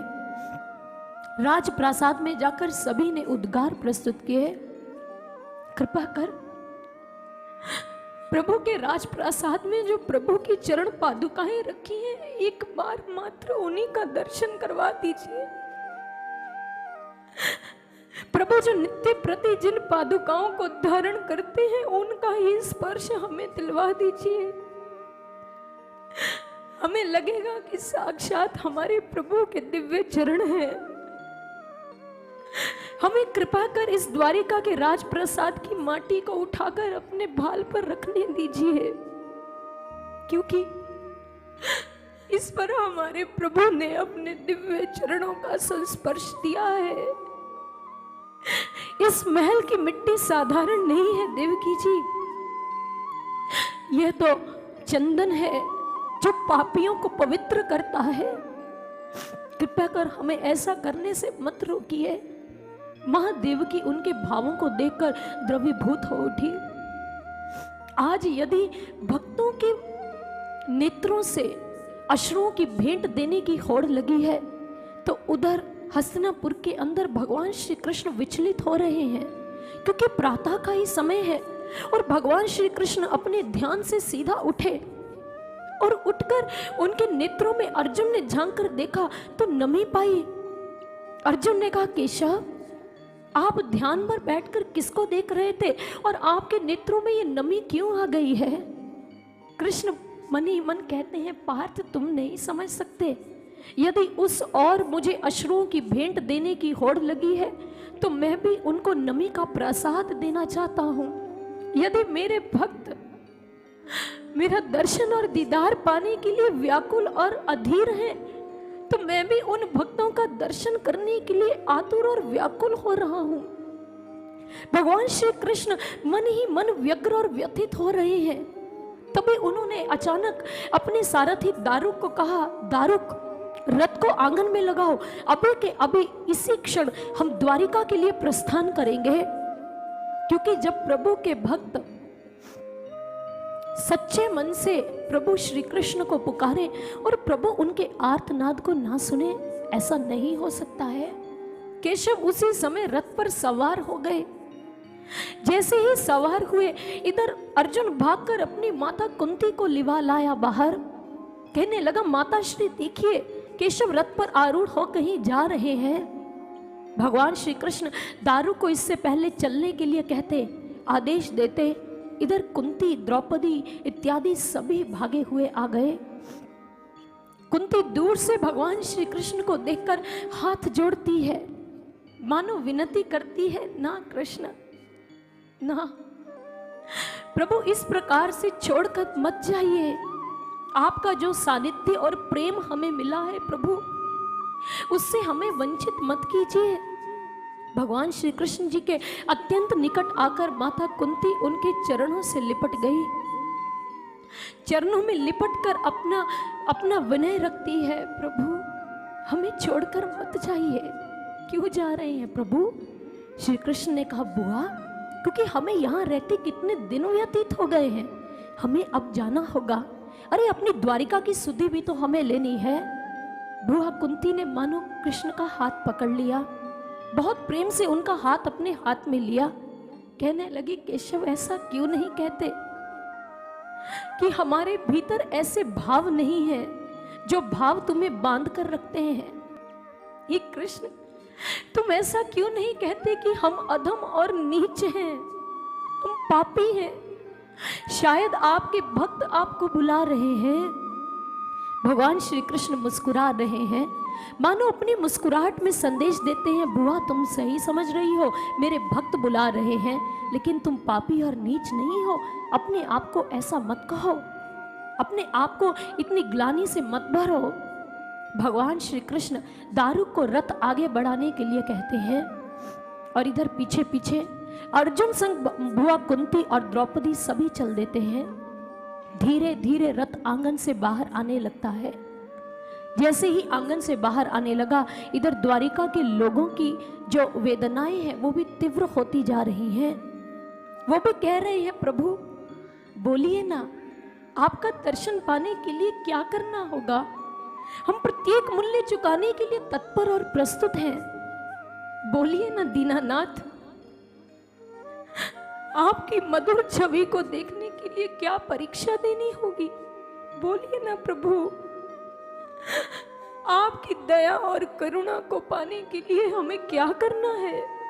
बस एक उपाय बता दीजिए कि हम आपको किस प्रकार से रिझा सके, आपको कैसे प्रसन्न कर सके। प्रभु आपको कैसे खुश किया जाता है प्रभु, हमें बता दीजिए। मानो उनमें से प्रत्येक व्यक्ति यही कह रहा है, हे कृष्ण तुमको खुश कर दे ऐसे भाव कहां से लाऊं? श्रद्धा का एक पुष्प नहीं जो तेरे चरणों में चढ़ाऊं। हृदय खाली नहीं है विकारों से, कैसे उसमें तेरा प्यार बसाऊं? मैं तो हार गया हूं केशव, तुम ही कहो तुम्हें कैसे रिझाऊं, तुम ही कहो तुम्हें कैसे रिझाऊं। बोलो प्रभु, हमारे पास न श्रद्धा है, न भावनाएं हैं, न शुद्ध मन है, न भक्ति है, न प्रेम है।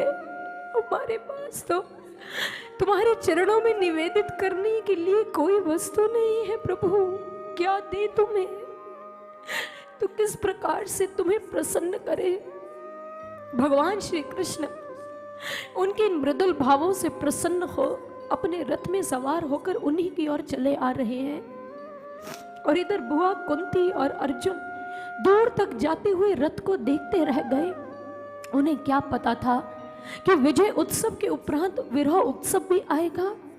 प्राण तो हमारे शरीर में रहेंगे, लेकिन प्राणेश्वर को विदा देनी होगी। अपनी आंखों के सामने अपने प्रभु को जाते हुए देखना होगा। उनकी आज्ञा में बंधे रहने के कारण उनको रोक भी नहीं सकते हैं, क्योंकि यह भक्त की मर्यादा नहीं है। अर्जुन तो एक शिष्य भी है और वो जानता है कि शिष्य की प्रसन्नता गुरु की प्रसन्नता में छुपी रहती है। उसके आराध्य और गुरु जिस प्रकार से प्रसन्न रहे, वो शिष्य उसी हाल में प्रसन्न रहता है। अर्जुन ने भगवान श्री कृष्ण जी के रथ के पहियों के जो चिन्ह थे उस पर अपना मस्तक रख दिया और मस्तक रख फूट फूट कर रोने लग पड़ा। वहां केशव जीवन में प्रसन्नता देते हो, स्वयं पीछे रहते हो। हमें इतना बड़ा साम्राज्य देकर एकांकी कर यहाँ से चले गए कृष्ण। वाह, तुम कैसे नीतिमान हो, ये हम नहीं समझ सकते हैं प्रभु।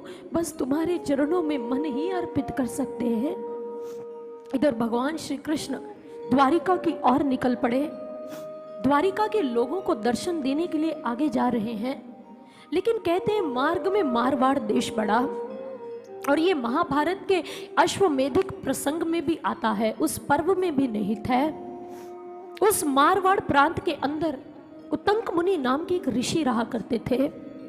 उत्तंक मुनि भगवान श्री कृष्ण जी के प्रतिभाशाली व्यक्तित्व से बहुत प्रभावित रहे। जैसे उत्तंक मुनि का आश्रम मध्य में आया, श्री कृष्ण ने अपना रथ वहीं रोक दिया। चलो कुछ क्षण लंबी और दीर्घ यात्रा से बचने के लिए यहाँ विश्राम कर लेते हैं। भगवान श्री कृष्ण वहीं ठहर गए। उत्तंक मुनि ने श्री कृष्ण को आया देखकर उनका सुस्वागत किया, अपनी कुटिया में लिवा लाए। हे केशव, आपके चरणों में इस मुनि का प्रणाम अर्पित है। भगवान श्री कृष्ण को अपनी कुटिया के अंदर बिठाते हैं, उनके सामने फल इत्यादि नैवेद्य भी प्रस्तुत किए, और इधर भगवान श्री कृष्ण अपना स्मित हास्य अपने होठों पर ले आए। जैसे ही लेकर आए, मानो आज कोई खेल खेलने वाले हैं, कोई अनूठी लीला करने जा रहे हैं। उत्तंक मुनि कुछ नहीं समझ पा रहे, बस उन्होंने कृष्ण जी के समक्ष प्रश्न रख दिया। कहने लगे, कृष्ण, मैंने सुना है आप हस्तिनापुर में मैत्री स्थापित करने के लिए गए थे। क्या कौरव और पांडव पक्षों के मध्य में भ्रातृभाव सद गया? क्या दोनों के मध्य में मित्रता हो गई? क्या केशव पांडवों को उनका यथोचित अधिकार प्राप्त हो गया? दोनों पक्ष सुरक्षित तो है ना केशव? बोलो केशव, तुम बोलते क्यों नहीं? भगवान श्री कृष्ण के स्मित हास्य का यही एक रहस्य था। उन्होंने कहा, हे ऋषिवर, लगता है आप महाभारत के प्रकरण से अनजान हैं, आपको इसके विषय में कुछ भी ज्ञात नहीं। अरे मैं वहां शांति दूत बनकर तो अवश्य गया था ऋषिवर, लेकिन दोनों ही पक्षों के मध्य में मैत्री स्थापित नहीं हो पाई। मैंने उनसे आधा राज्य मांगा पांडवों के लिए कौरवों से, परंतु उन्होंने सुई के नोक जितनी भूमि देने से भी इनकार कर दिया। इसलिए घोर महायुद्ध हुआ और रणचंडी की वेदिका के ऊपर, उस भीषण वेदी के ऊपर कौरव वंश का पूरा जो वंश था उस पर बलि चढ़ गया। बड़े बड़े रथी महारथी सभी वीर गति को प्राप्त हो गए। अब अकेले एकांकी पांडव ही अपनी माता कुंती के संग हस्तिनापुर में राज्य कर रहे हैं। श्री कृष्ण जी की बात सुनकर उत्तंक मुनि को क्रोध आ गया। वह क्रोध से विस्फोटक हो चले। उन्होंने कहा, क्या बात करते हो द्वारिकाधीश श्री कृष्ण? अरे मैंने तो सुना है कि तुम समदर्शी हो, और कैसे समदर्शी हो? तुम एक तरफा पांडवों के पक्ष में हो गए, कौरवों का साथ नहीं दिया। अरे लोग तुम्हें युगांतरकारी कहते हैं, अर्थात तुम युग की नियति बदलने वाले हो। तो क्या तुम कौरवों के स्वभाव और उनके मन को नहीं बदल पाए, उनमें परिवर्तन या फेर नहीं ला पाए? कैसे युगांतरकारी हो? अरे मैंने महापुरुषों के मुख से श्रवण कर रखा है कि तुम ईश्वर हो, मैं तुम्हें ईश्वर स्वीकार नहीं करता। अरे कैसे ईश्वर हो? विधि का विधान ही नहीं पलट पाए, उसको ही मिटा नहीं पाए। भगवान श्री कृष्ण जी उनकी बातों को सुनते जा रहे थे। उत्तंक मुनि ने कहा, हे कृष्ण, मेरा मन करता है कि मैं तुम्हें शाप दे डालूं। जैसे ही उत्तंक मुनि ने ये स्वर कहे, उत्तंक मुनि को मध्य में ही प्रभु श्री कृष्ण ने रोक दिया। रुकिए रुकिए ऋषिवर, पूरी बात को श्रवण किए बिना शाप देना उचित ना होगा। आप मुझे विधि का विधाता कहते हैं। हाँ, मैं विधि का विधाता हूं, लेकिन मैं किसी व्यक्ति के कर्म की स्वतंत्रता में हस्तक्षेप नहीं करता। मैं उपदेश, संकेत, चेतावनी के माध्यम से समझाता हूं और कर्म करने के लिए व्यक्ति को स्वतंत्र छोड़ देता हूं। साम दाम दंड भेद प्रत्येक निधि से मैंने कौरव और दुर्योधन को समझाने का प्रयास किया, लेकिन वो नहीं समझे। मैंने आधा राज्य मांगा, लेकिन उन्होंने उससे भी इनकार कर दिया। तो युद्ध तो होना ही था। अधर्म और अन्याय को तो इस संसार से मिटना ही है। यही कार्य करने के लिए तो मैं प्रत्येक युग में यहाँ अवतार लेता हूँ। तभी भगवान श्री कृष्ण जी ने कहा, धर्म संरक्षणार्थाय धर्म संस्थापनाय च ताइस्तयैर्वैश्च रूपैश्च त्रिषु लोकेषु भार्गव। हे भार्गव मुनि सुनो, मैं हर समय में धर्म की रक्षा और धर्म की संस्थापना के लिए अवतार लेता हूँ। मैं तीनों लोकों में भिन्न भिन्न योनियों में भिन्न भिन्न प्रकार का वेश धारण करके व्याप्त रहता हूं। और आगे प्रभु ने फिर से कहा, अहम विष्णु रहं ब्रह्मा शक्रोत प्रभवाप्य यह भूत ग्रामस्य सर्वस्य सृष्टा संहार कैवच। अर्थात मैं ही विष्णु हूं, मैं ही ब्रह्मा हूं और मैं ही इंद्र हूं। मैं ही सृष्टि की उत्पत्ति और प्रलय करता हूं और मैं ही इसका संहार और सृजन करने वाला हूं। आप मुझे समझ नहीं पा रहे हैं। अब जैसे उतंक मुनि ने उद्गारों को सुना, उन्होंने कहा, केशव ये मात्र कोरे शब्द है, मैं तुम्हारी ईश्वरत्व के आगे विरोध करता हूं। मैं कैसे मानूं कि तुम ईश्वर हो? भगवान श्री कृष्ण ने कहा, अच्छा तो ठीक है। तभी भगवान श्री कृष्ण जी ने अभी जो इस तत्व ज्ञान का उपदेश मात्र शब्द ही उनको कहे थे, अब प्रभु ने उनका दर्शन करवाने का निश्चय भी कर लिया। तभी उतंक मुनि की कुटिया के अंदर ही भगवान श्री कृष्ण अपने आसन से खड़े हो गए और वही घटना घटित हुई जो कुरुक्षेत्र के मैदान में अर्जुन के समक्ष घटित हुई थी। प्रभु ने अपना चतुर्भुज स्वरूप उस कुटिया के अंदर धारण कर लिया। जैसे ही चतुर्भुज स्वरूप धारण किया और देखते ही देखते प्रभु ने अब फिर से योग महेश्वरम स्वरूप में अपने आप को परिणत किया, जिसकी हजारों भुजाएं, हजारों मुख है और अलग अलग हाथों में अलग अलग आयुध और अस्त्र शस्त्र धारण कर रखे हैं। प्रभु श्री कृष्ण जी ने वही स्वर गुंजायमान किया, हे ऋषिवर देखो मैं कौन हूँ, देखो ये मेरे सहस्र हाथ सहस्र मुख और मेरे अंदर विद्यमान ये आकाश, ये नदियां, ये सागर, मेरे अंदर विकराल काल महाकाल समाहित है। देखो किस प्रकार से ग्रह नक्षत्र और ये सारी पृथ्वी मेरे अंदर बनती है और बिगड़ती है। देखो मैं कौन हूं। जैसे ही ये दृश्य उतंक मुनि जी ने अपने सामने देखा, तथा तस्मै प्रीतात्मा स वैष्णव शाश्वतं धीमान यद्रदर्शे धनंजयः। जो उस अर्जुन ने देखा था वही उतंक मुनि जी ने देख लिया। सहस्र भुजाएं, सहस्र मुख, सूर्य के समान दीप्ति आभा, सब कुछ देखा। उन्होंने अपने दोनों हाथों को जोड़ लिया, हे प्रभु शांत हो जाइए, शांत हो जाइए प्रभु, मैं तो निरा मूर्ख निकला, मैं इतना मूढ़ प्राणी, मैं मात्र आपको एक महापुरुष ही समझता रहा। आप मेरे समक्ष खड़े होकर तत्व की व्याख्या करते रहे, लेकिन मैं आपको पहचान नहीं पाया प्रभु। हे प्रभु, आपने जो इससे पूर्व मुझे बताया कि आप अवतार लेते हैं, क्यों आते हैं, आप ब्रह्मा विष्णु और इंद्र भी स्वयं हैं। हे नाथ, वो तत्व उपदेश मेरी आत्मा को पोषित कर रहा था लेकिन अलौकिक नहीं कर रहा था। और अब आपने जो मुझे अपना दर्शन दिखाया है और मेरी दिव्य दृष्टि उद्घाटित हुई है, उसके उपरांत मैं जान गया हूँ आप देवेश हैं, आप विश्व आत्मन हैं, आप सारे संसार के नियामक तत्व हैं। और जानने योग्य बात यह है कि अब से पूर्व इस पूरे समग्र वार्तालाप के अंदर ऋषि उतंक जी ने एक बार भी श्री कृष्ण जी को भगवान, देवेश, विश्व आत्मन कहकर संबोधित नहीं किया। श्री कृष्ण उनके समक्ष खड़े होकर तत्व ज्ञान की चर्चा कर रहे थे, लेकिन वो फिर भी नहीं समझ पा रहे थे कि केशव कौन है। जब दर्शन करवाया तब वो समझे, और ऐसा समझे कि बस उनका जीवन ही श्याम रंग में रंग गया। जैसे एक मीन का संबंध जल से होता है, चकोर का रिश्ता चांद से होता है, एक भक्त का नाता अपने भगवान से होता है, एक फूल का संबंध सुगंधि से रहता है, ठीक ऐसे ही आज उतंक मुनि का रिश्ता भगवान श्री कृष्ण जी के साथ स्थापित हो गया। आज उतंक मुनि जी मस्त हो गए, आनंद में डूब गए, क्योंकि आज तक जो सुना था, क्योंकि वो एक त्रिकालदर्शी ऋषि तो थे लेकिन तत्वज्ञानी ऋषि नहीं थे, आज वो तत्वज्ञानी बन गए। और बार बार कुटिया से बाहर निकलकर उस वन के अंदर, उस प्रांत में जो अन्य ऋषि रहते हैं, उनको आगे बढ़कर कीर्तन करके सुनाते हैं, देखो देखो मुझे तो कृष्ण नाम की लगन लग गई है, मैं कृष्ण नाम का भक्त हो गया हूँ। और उतंक मुनि जी क्या कहते हैं, कैसा वहाँ का परिवेश और परिदृश्य है, आइए इस भजन के माध्यम से हम भी उसे अवलोकित करते हैं। शाम शाम मैं सुबह शाम मुझे और काम कोई सूझे ना, शाम शाम मैं सुबह शाम मुझे और काम कोई सूझे ना, शाम शाम मैं सुबह शाम मुझे और काम कोई सूझे ना, शाम शाम मैं सुबह शाम मुझे और काम कोई सूझे ना, शाम शाम मैं सुबह शाम मुझे और काम कोई सूझे ना, शाम शाम मैं सुबह शाम मुझे और काम कोई सूझे ना, शाम शाम मैं सुबह शाम मुझे और काम कोई सूझे ना। लगन लग गई रे मेरी मुरली वाले शाम से, रट श्याम श्याम मैं सुबह शाम मुझे और काम कोई सूझे ना। रट श्याम श्याम मैं सुबह शाम मुझे और काम कोई सूझे ना।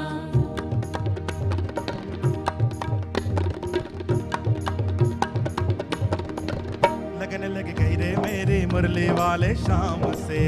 लगन लग गई रे मेरी मुरली वाले शाम से। लगन लग गई रे मेरी मुरली वाले शाम से। लगन लग गई रे मेरी मुरली वाले शाम से। लगन लगन मोहे लगन लगन मोहे लगन लगन लग गई रे। लगन लग गई रे मेरी मुरली वाले शाम से।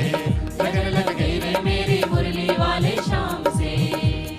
लगन लगन मोहे लगन लगन मोहे लगन लगन लग गई रे।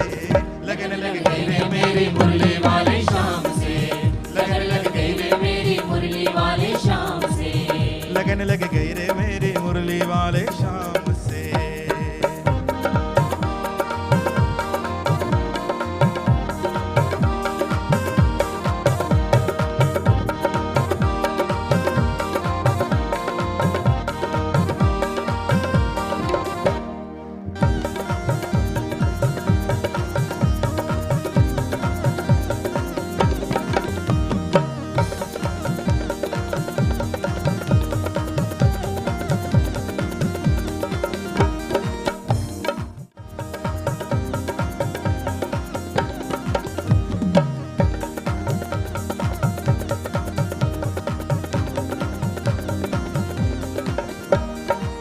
दर्शन की आंखें मेरी जन्म जन्म की प्यासी थी। जन्म जन्म की प्यासी थी। जन्म जन्म की प्यासी थी। पूरा हुआ वो सपना जो निद्रा देवी दिखलाती थी। निद्रा देवी दिखलाती थी। निद्रा देवी दिखलाती थी। जिस दर्शन की आंखें मेरी जन्म जन्म की प्यासी थी। पूरा हुआ वो सपना जो निद्रा देवी दिखलाती थी। दूर हुई सब भटकन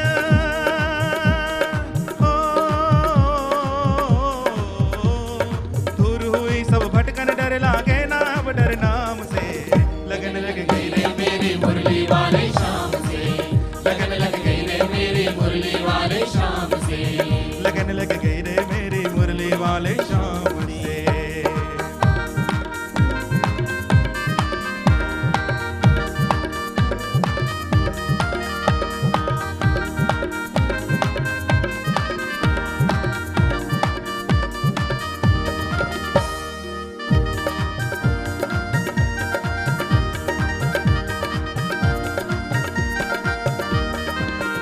बजी तान मुरली की तन मन की सुध खो गई। तन मन की सुध खो गई। तन मन की सुध खो गई। खत्म हुआ अंधियारा सारा जगमग जगमग हो गई।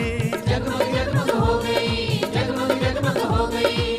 ऐसी बजी तान मुरली की तन मन की सुध खो गई। खत्म हुआ अंधियारा सारा जगमग जगमग हो गई। सुबह शाम रटू शाम नाम का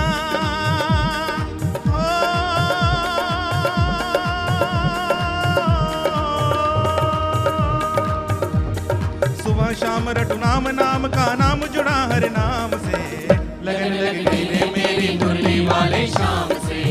लगन लग गई रे मेरी मुरली वाले शाम से। लगन लग गई रे मेरी मुरली वाले शाम से। देखिए ताली बजाते रहे, प्रभु का कीर्तन है भाई। दोनों हाथ खड़े करके जरा पीछे तक सभी।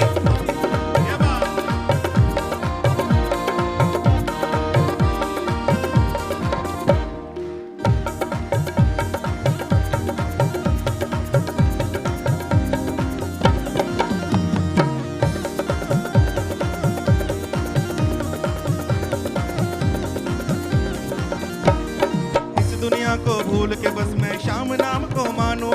श्याम नाम ना मानू। श्याम नाम को मानू। श्याम मेरा और मैं हूँ श्याम का, मैं बस इतना जानू। मैं बस इतना जानू। मैं बस इतना जानू। इस दुनिया को भूल के मैं बस श्याम नाम ना मानू। श्याम मेरा और मैं हूँ श्याम का, मैं बस इतना जानू। मैं बस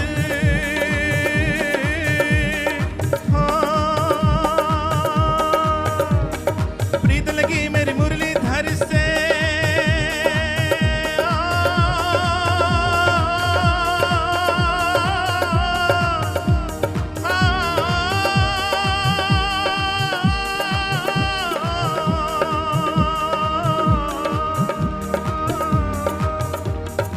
प्रीत लगी मेरी मुरलीधर से तो क्या डरे अंजाम से।